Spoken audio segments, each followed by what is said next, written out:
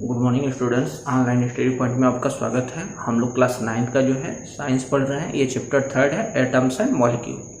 ठीक है, तो इसमें समझना जो है आपका मूल कंसेप्ट है। तो मूल कंसेप्ट समझते हैं हम लोग। मूल कंसेप्ट एक नंबर होता है, जैसे 1 डजन मतलब एक दर्जन में कितना होता है आपका 12 होता है, 12 आइटम होता है। वैसे ही 1 मोल इक्वल टू होता है 1 मोल इक्वल टू, मोल क्या है आपका, एक नंबर है। आप लिख लेते हैं नंबर। कितना नंबर होता है आपका 6.022 into 10 to the power 23 items. ठीक है, जैसे आपका है 1 मोल बुक्स, 1 मोल बुक्स, तो कितना हो जाएगा आपका 6.022 10 टू द पावर 23 बुक्स।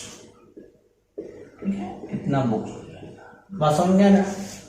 वैसे कोई भी मतलब 1 मोल हो जाएगा तो उसमें जो है ये नंबर आपका होता है, ये उतना टाइम्स हो जाएगा। इसको बोला जाता है एवोगाड्रो नंबर। एवोगाड्रो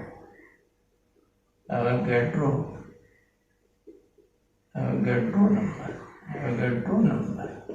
ठीक है, इसको जो है NA से रिप्रेजेंट करते हैं। ठीक है, इसको क्या बोला जाता है, एवोगाड्रो नंबर। NA से इसको क्या किया जाता है, रिप्रेजेंट किया जाता है। थोड़ा सा इसको समझते हैं। जैसे कार्बन है, कार्बन एटम है आपका। तो कार्बन एटम में क्या क्या होता है आपका, कार्बन एटम में होता है आपका, जैसे ये न्यूक्लियस है, न्यूक्लियस में होता है 6 प्रोटॉन। ठीक है, वेट से मतलब है ये पॉजिटिव होता है, और 6 होता है आपका न्यूट्रॉन। ठीक है, इसमें कोई आवेश नहीं होता है। ये किस में होता है, न्यूक्लियस में होता है। इसके आउटर में कितना होता है आपका, ये 2 आपका क्या है, इलेक्ट्रॉन है फर्स्ट में, और उसके बाद वाले में कितना है, 6 है, 4 है। ठीक है, तो कितने इलेक्ट्रॉन हो गए, 1 2, फर्स्ट वाले में 2 और उसके बाद वाले में कितना 4 और 2 कितना हो जाएगा 6। मतलब क्या, कार्बन एटम मतलब क्या समझे हम लोग, कार्बन एटम का मतलब समझे हम लोग 6 प्रोटॉन 6 न्यूट्रॉन और 6 इलेक्ट्रॉन।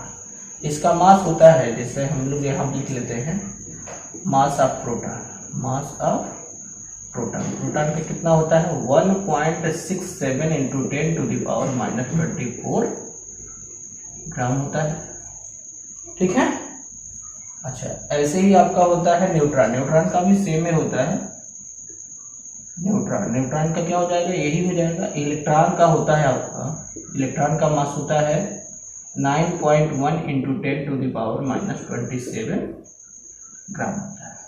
और जो इलेक्ट्रॉन का मास होता है वो प्रोटॉन के मास का कितना होता है 1/, ठीक है, 1000। ये मास ऑफ प्रोटॉन, या प्रोटॉन कर लेंगे या न्यूट्रॉन कर लेंगे। ठीक है, प्रोटॉन के मास का कितना होता है, तो ये होता है 1837। ठीक है, तो इतना कम होता है कि इसको हम लोग क्या छोड़ देते हैं, इसको लेते नहीं है। तो मास का मतलब क्या हो गया, प्रोटॉन और न्यूट्रॉन। तो कार्बन एटम का देखते हैं हम लोग। तो कार्बन एटम का mass of carbon atom, mass of carbon atom, इसका मतलब क्या हो जाएगा आपका 6 proton 6 multiply mass of proton 6 proton और होता है 6 न्यूट्रॉन। 6 न्यूट्रॉन दोनों का क्या है, सेम है आपका। तो कितना हो जाएगा आपका, ये हो जाएगा आपका 12। ठीक है, कोई एक लिख लेंगे, ये कितना है, मल्टीप्लाई कर देंगे 1.67 इंटू 10 टू द पावर -24 ग्राम। बात समझ में आ रहा है। दोनों का एक ही होता है, यहाँ लिखे है ना, मास ऑफ प्रोटॉन का 1.67 इंटू 10 टू द पावर -24 ग्राम, दोनों का एक ही होता है। तो क्या किए हम, ये 6 प्रोटॉन है और 6 न्यूट्रॉन है, दोनों को इंक्लूड करके क्या लिखे हैं 12 लिखे हैं, और उसमें इससे मल्टीप्लाई कर दिए। ठीक है, अब इसका जो मल्टीप्लाई कर देंगे तो कितना हो जाएगा आपका, ये हो जाएगा आपका 12, और इसको बोला जाता है AMU। ठीक है, क्या बोला जाता है, AMU, एटॉमिक मास यूनिट। ठीक है, तो यहाँ AMU होता है, AM एटॉमिक मास यूनिट।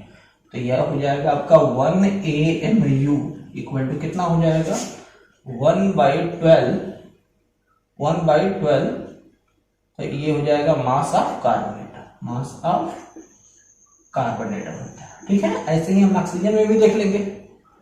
बात समझ में आ रहा है? इस चीज को समझ रहे हैं आप इसके बाद थोड़ा सा रब करते हैं, हम आगे बताते हैं कि कैसे जो है एटॉमिक मास यूनिट जो है वो मोलर मास में कैसे कन्वर्ट हो जाता है। ठीक है, तो ये समझते हैं हम लोग। ये 6.022 इंटू 10⁻23 एटम ऑफ कार्बन, इसको क्या बोला जाता है? 1 मोल बोल सकते हैं। 1 मोल ऑफ कार्बन एटम। ठीक है, मतलब 1 मोल आपके कार्बन में कितना हो जाएगा एटम्स आपका? 1 मोल कार्बन एटम में ये आपका हो जाएगा कितना? 6.022 इंटू 10⁻23। तो इसमें क्या क्या है आपका? ये है आपका 12, ठीक है, और 12 इंटू क्या है? 1.67 इंटू 10⁻24 हो जाएगा, इतना होता है। अच्छा, इसमें क्या करेंगे? जो 1 मोल है उससे मल्टीप्लाई कर देंगे, तो 1 मोल इक्वल टू कितना हो जाएगा? 0.622 इंटू 10⁻23। अब इसको सॉल्व करेंगे हम लोग, तो यहाँ पे लिख सकते हैं 12, और ये हो जाता है आपका ग्राम। ये किसमें हो जाएगा? ग्राम में हो जाएगा। इसी को बोला जाता है मोलर मास। क्या बोला जाता है? मोलर मास, या होता है आपका ग्राम एटॉमिक मास, दोनों एक ही है। Gram atomic mass. बात समझ में आ रहा है? या ऐसे साथ में लिख लेंगे 12, ये क्या है आपका? Gram atomic mass. बात समझ में आ रहा है? ऐसे ही ऑक्सीजन का ले लेंगे हम लोग। ऑक्सीजन में क्या हो जाएगा? ऑक्सीजन एटम में क्या हो जाएगा आपका? ऑक्सीजन में होता है आपका 16, ठीक है, 8 प्रोटॉन होता है, 8 न्यूट्रॉन होता है, तो 60 हो जाएगा। और 60 में मल्टीप्लाई कितना से? 1.67 इंटू 10⁻24। इसमें मल्टीप्लाई कर देंगे कितना से? 6.022 इंटू 10⁻23 से। तो इसको क्या लिखेंगे? इसका रिजल्ट आ जाएगा आपका 60, तो ये इसको लिख देंगे ग्राम। ठीक है, ऑक्सीजन एटम का मास कितना हो जाएगा? 16। इसको क्या बोला जाता है? मोलर मास बोला जाता है। मोलर मास, या मोलर मास को और क्या बोलते हैं? Gram atomic mass. ठीक है, बात समझ में आ रहा है? तो अब इसमें जो है न्यूमेरिकल सॉल्व करने से पहले थोड़ा सा एक ये है कि आपका मॉलिक्यूलर है, उसमें कितना एटम है उसको गिनना सीखना होता है। ठीक है, तो उसको पहले देख लेते हैं हम लोग। ठीक है, तो इसको समझते हैं हम लोग। जैसे आपका है 1 मोल,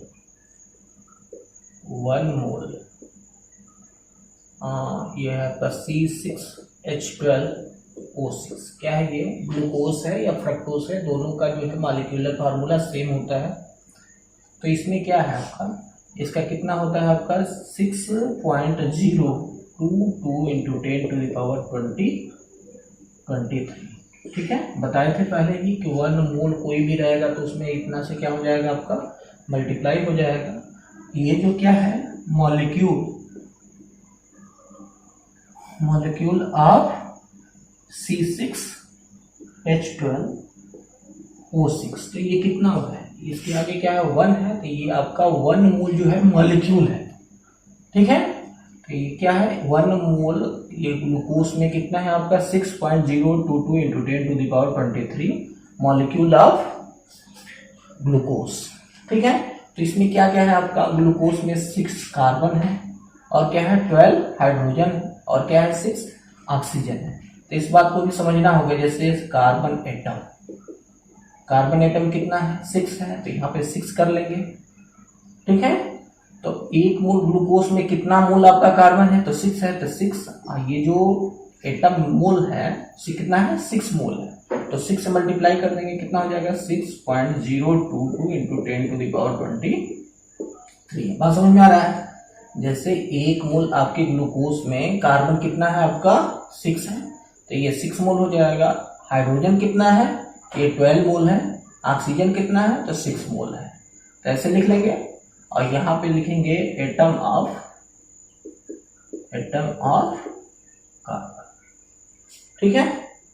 और देखते हैं हम लोग, कार्बन है, कार्बन के बाद क्या हाइड्रोजन है, तो हाइड्रोजन एटम से इक्वल टू कितना हो जाएगा, हाइड्रोजन कितना है 12 है, ये लिख लेंगे हाइड्रोजन को, ये 12 into 6.022 into 10⁻23 atoms of hydrogen, ठीक है। हाइड्रोजन एटम की कितना है, तो 12 मोल है। ऑक्सीजन कितना है, तो यहाँ पे लिखते हैं ऑक्सीजन एटम्स इक्वल टू ये 6 into 6.022 into 10⁻23 atoms of oxygen, ठीक है। तो इतना है आपके 1 मॉलिक्यूल ग्लूकोज में, ठीक है। अब जो है समझ लिए हम लोग, मॉलिक्यूलर में समझ लिए, मॉलिक्यूलर में कितना एटम्स होता है वो भी हम लोग समझ लिए, ठीक है। तो क्वेश्चन देखते हैं, find the number of oxygen atoms present in 64 gram of oxygen, ठीक है। तो इसमें बताना है हमको कि 64 ग्राम ऑक्सीजन में जो है कितना मोल होगा, नंबर ऑफ मोल पता करना है, ठीक है। नंबर ऑफ मोल कर लेते हैं, नंबर ऑफ मोल, ठीक, ऑफ ऑक्सीजन एटम, ठीक है। यहाँ पे मोल्स कर लें, तो क्या है आपका 1 मोल, इसको सॉल्व करेंगे हम लोग, 1 मोल ऑफ ऑक्सीजन एटम, ठीक है। ऑक्सीजन क्या है, एटम, इक्वल टू कितना है आपका 60 ग्राम, अभी निकाले हैं ग्राम एटॉमिक मास। तो 1 मोल में इतना हो गया आपका 60 ग्राम हो गया, तो ये इसको ऐसे भी लिख सकते हैं 60 ग्राम में मोलों की संख्या कितनी हो जाए, 60 ग्राम में आपका 1 मोल हो जाएगा, ठीक है। तो 1 ग्राम में कितना हो जाएगा आपका, 1 ग्राम में हो जाएगा 1/16, तो कितना पे निकालना है हमको 64 ग्राम, यूनिटरी मेथड से कर लेंगे तो यहाँ हो जाएगा 1/16 मल्टीप्लाई 64 ग्राम, कितना हो जाएगा 4, तो ये हो जाएगा 64 ग्राम में कितना मोल्स हो जाएगा आपका 4 मोल हो जाएगा। बात समझ में आ रहा है, लेकिन इसका मतलब यहाँ पे फार्मूला क्या निकल के आता है कि नंबर ऑफ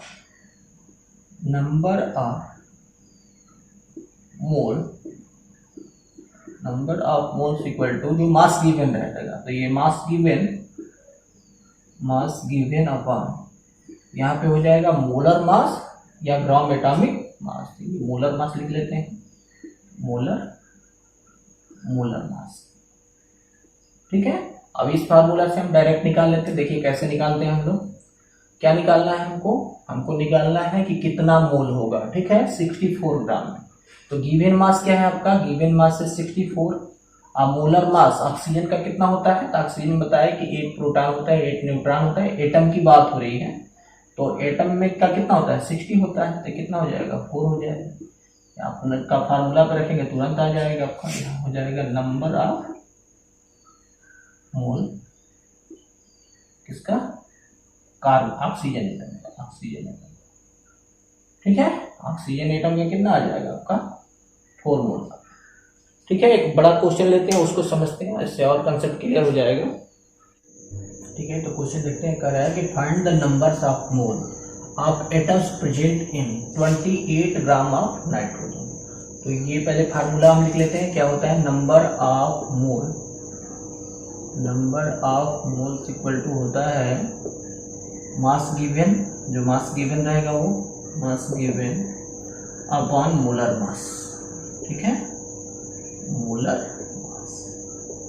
तो इसका निकाल लेते हैं हम लोग, क्या है आपका number of moles equal to किसका, नाइट्रोजन का, नंबर ऑफ मोल्स हो जाएगा आपका नाइट्रोजन का, देख लेते हैं इसका। तो क्या है गिवन मास कितना है 28 है, और नाइट्रोजन का होता क्या है, नाइट्रोजन एटम का होता है 14, यहाँ पे लिख लेते हैं नाइट्रोजन एटम का मास होता है, नाइट्रोजन का 14 ग्राम होता है। उसके बाद सल्फर का कितना होता है ग्राम एटॉमिक मास, सल्फर का होता है 32 ग्राम, ठीक है। और उसके बाद है आपका हाइड्रोजन का, तो हाइड्रोजन का तो सबको पता है 1, ठीक है, बार बार करते ही याद हो जाएगा।